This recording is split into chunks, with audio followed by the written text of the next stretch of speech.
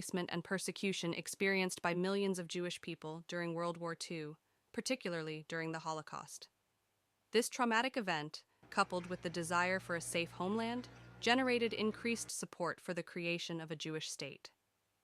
After World War II, the Jews were scattered across various regions, a phenomenon referred to as the Jewish diaspora or dispersion. This dispersion had a profound impact on the formation and growth of modern Israel as it fueled the rise of the Zionist movement, which advocated for the establishment of a Jewish homeland. The survivors of the Holocaust in particular felt that Europe held no future for Jews and sought a place where they would no longer be a vulnerable minority. So there was a large influx of Jewish immigrants to Palestine, which greatly influenced the development of modern Israel.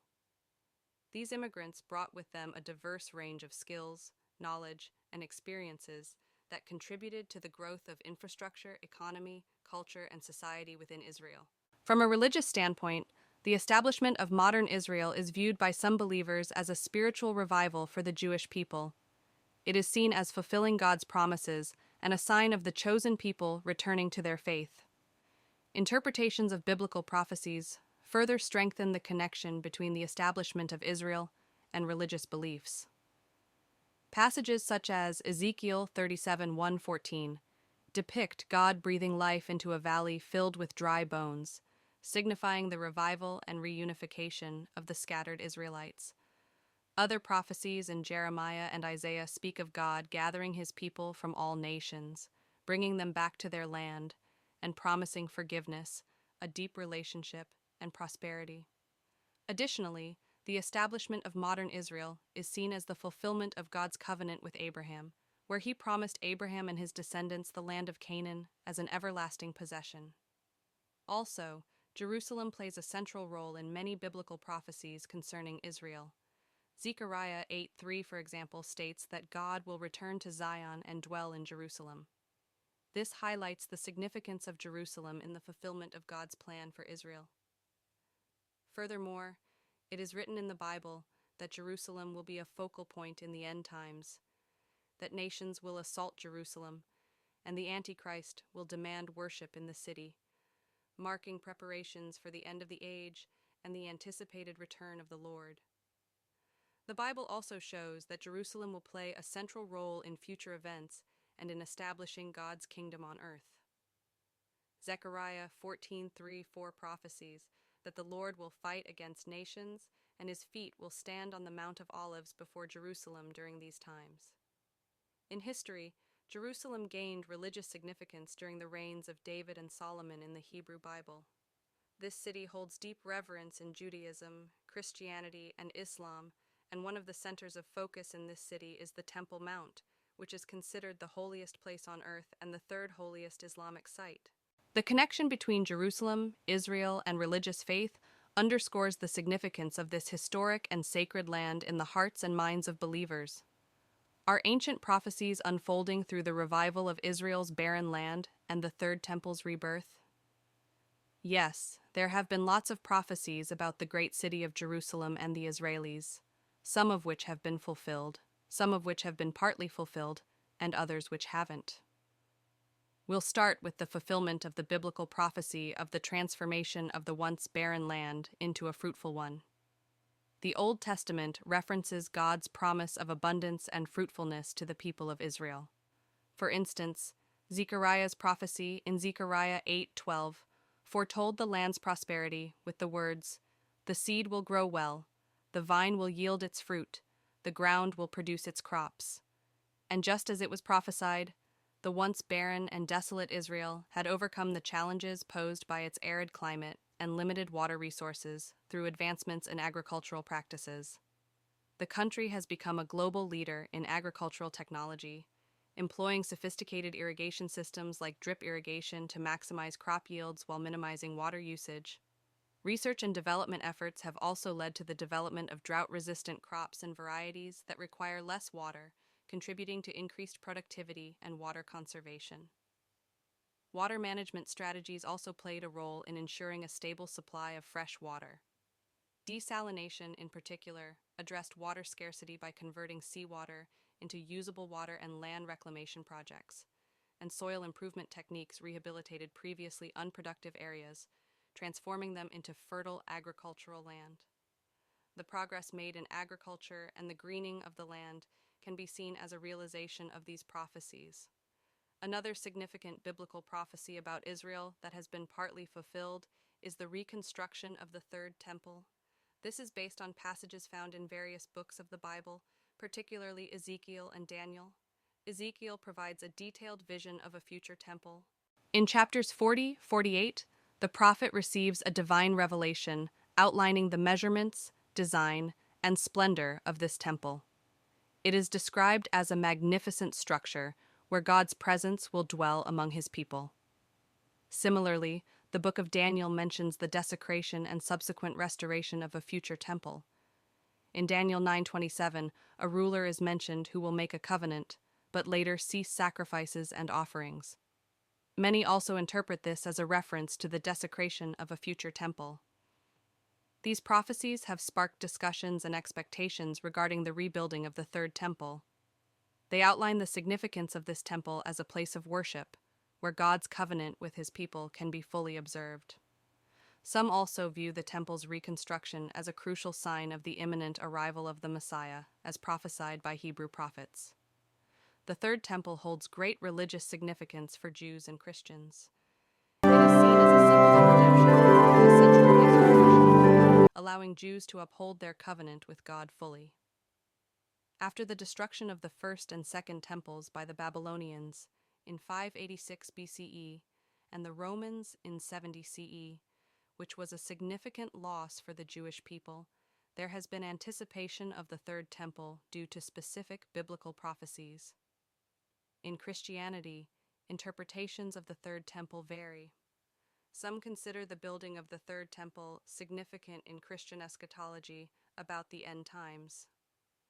The New Testament teaches that the new covenant is marked by the indwelling of the Holy Spirit in believers, making every believer's body and gatherings of believers a temple. Therefore, some Christians believe the need for a physical Third Temple is diminished or superseded. In Judaism, the First and Second Temples were central to religious life and served as the place where God resided. Therefore, rebuilding the temple represents returning to spiritual completeness and fulfilling biblical prophecies. For the Orthodox and conservative Jews, it is believed that the Third Temple is a crucial aspect of their faith and is connected to their beliefs in the Messiah. There are differing views within Judaism regarding its construction. Theological beliefs connect the construction of the Third Temple to eschatology and messianic expectations. Many Jewish traditions anticipate that the coming of the Messiah will coincide with the rebuilding of the temple. It is believed that the Messiah will restore Israel's sovereignty, gather all Jews to their homeland, and rebuild the temple in Jerusalem as a sign of redemption and ultimate peace.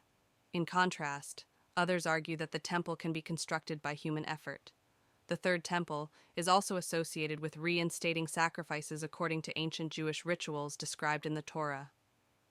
These sacrifices are believed to provide atonement for sins and serve as acts of worship, and their resumption is viewed as a sign that the Third Temple will be built. However, there is a challenge that may either stop or delay the rebuilding of the Third Temple. The construction of the Third Temple in Jerusalem carries significant political implications, as it would involve changing the status quo on the Temple Mount Haram al-Sharif complex. This area holds religious importance for both Jews and Muslims, as it houses the Western Hall, a holy site for Jews, and the Al-Aqsa Mosque, a significant Islamic site. Because of that, the rebuilding of the Third Temple could potentially lead to tensions and conflicts between these two communities. The Dome of the Rock and the proposed Third Temple are two significant religious and historical sites in Jerusalem that have been sources of conflict and debate for many years. The Dome of the Rock, an influential Islamic sacred site, was constructed in the late 7th century CE on the Temple Mount, known as Haram al-Sharif in Arabic. It is believed to be the location from which Prophet Muhammad ascended to heaven. Due to its implications for Israeli-Palestinian relations and regional stability, the issue surrounding the Dome of the Rock and the proposed Third Temple to prevent violence, a status quo arrangement was reached. This arrangement entails Israel having overall security control, while Jordan's Islamic Waqf manages day-to-day affairs at the site. Throughout history, there have been instances where some Muslims have disputed the claim that the Temple Mount in Jerusalem was the location of the first and second Jewish temples. These disputes stem from a combination of religious and political factors. During the early Islamic period, Muslim scholars debated the precise site of the Jewish temples. While some scholars believed the temples were on the Temple Mount, others held differing opinions. One notable example is the case of Abd al-Malik ibn Marwan, who served as the Umayyad Caliph from 685 to 705 CE. He commissioned the construction of the Dome of the Rock on the Temple Mount, regarded as a significant Islamic architectural achievement. Some historians argue that this construction was a deliberate effort to assert Islamic dominance over Judaism and Christianity by appropriating their sacred sites. This suggests there may have been a deliberate denial or downplaying of the Jewish connection to the Temple Mount during this period. This argument as to whether or not the Temple Mount was the location of the previous temple went on and on until something catastrophic happened, which revealed evidence of the second temple on the Temple Mount. In the aftermath of a powerful earthquake that struck Jerusalem, the Al-Aqsa Mosque, located on the Temple Mount, suffered significant damage. The earthquake mainly affected the southern wall of the mosque, raising concerns about its stability and the need for restoration. During the subsequent restoration work, British archaeologist Robert Hamilton conducted excavations around the Al-Aqsa Mosque and its surroundings. His excavations yielded findings that shed light on the historical significance of the Temple Mount, specifically regarding the existence of the Second Temple. One notable discovery made by Hamilton was a large and impressive staircase leading from the southern wall of the Temple Mount towards an area known as Robinson's Arch. He assumed that ancient pilgrims likely used this staircase to access the Second Temple. Another significant finding was a well-preserved mikveh, a Jewish ritual bath located near the southeast corner of the Temple Mount, which suggests the existence of a Jewish community close to the Temple Mount during that era. In addition to these discoveries, Hamilton discovered coins from the Second Temple period, which were evidence of human activity and habitation during that specific period. As if that wasn't enough, Hamilton also found remains of a Byzantine mosaic about half a meter below the damaged mosque's floor. The mosaic, along with other artifacts like mosaic stones, column capitals, and marble fragments, indicated the presence of structures from the Byzantine period, 324–638 CE, within the earth taken from the Temple Mount.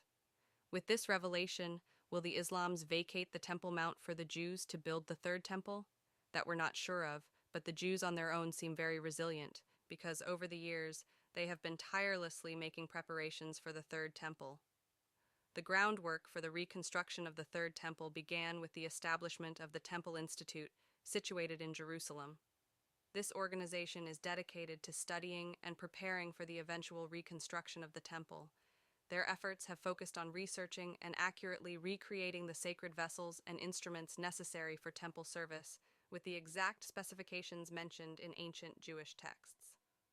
One of the notable accomplishments of the Temple Institute is the creation of a replica of the Golden Menorah, a 7-branched candelabrum used in the Second Temple. Additionally, the organization has constructed a replica of the Golden Altar, which was used for burning incense in the Second Temple. They have also prepared a replica of the Table of Showbread, which held 12 loaves representing the 12 tribes of Israel. Also, a copper laver, a ceremonial washing basin used by priests before entering the temple, which enables adherence to proper purification rituals, was created, as well as the high priest's garments. One crucial aspect of the preparations involves the red heifer without blemish, required for purification rituals preceding the construction of the Third Temple. Consequently, a Christian group donated some, while various organizations and individuals have dedicated their efforts to breeding these red heifers that meet the specific biblical requirements. Now here's the shocker. Recently, the Temple Institute reenacted the water libation ceremony as it was performed in ancient times. The purpose of these reenactments is to educate people about the significance of the ceremony and to express their longing for the day when the temple will be rebuilt. Led by Rabbi Israel Ariel, the founder of the Temple Institute, and esteemed rabbis such as Rabbi Dov Leor, Rabbi Aryeh Stern, Rabbi Shmuel Eliyahu, Rabbi David Chai HaKohen, Rabbi Ram Jacohan, Rabbi Menachem Bornstein, and Rabbi Uri